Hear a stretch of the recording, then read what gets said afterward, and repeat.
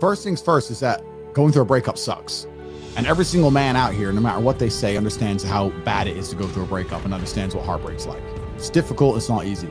I'd actually like to argue that men feel more heartbroken than women. I think that's facts. I think it's true. And I think it's because one of the possessive element that we have, the idea of her being with someone else hurts more than the idea of you being with someone else to her. And secondly, because you have a lot less options than she has instantly. So I think that breakups are worse for men than they are for women. And I understand how difficult and hard they can be. However, the unfortunate reality is that chasing her and being dedicated to her and saying you're going to do whatever she wants, etc., is very unlikely to work.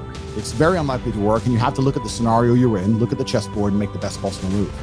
When you're heartbroken, when you're truly heartbroken, you can't even sleep, and your mind is constantly preoccupied. And instead of seeing that as a negative, what you need to do is use that as a source of unlimited power. If I was truly heartbroken today, let's imagine, and I could barely sleep, I'd be in better shape than I've ever been.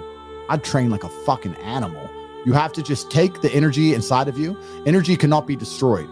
It can only be converted, whether it's heat into light or momentum into friction or however you want to put it, right?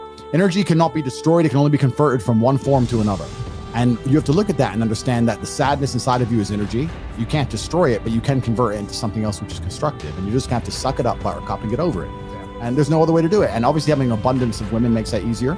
But I wouldn't even put it that way. I'd say if you were with a woman and you lost her and you're now lonely and she's going to be moving on and you're absolutely not heartbroken and you're destroyed inside, I understand how difficult that is. But now you have genuine sadness inside of you, which is unlimited motivation for you to become a fucking beast, become an animal. And by the time you're finished becoming an animal, you won't care anymore.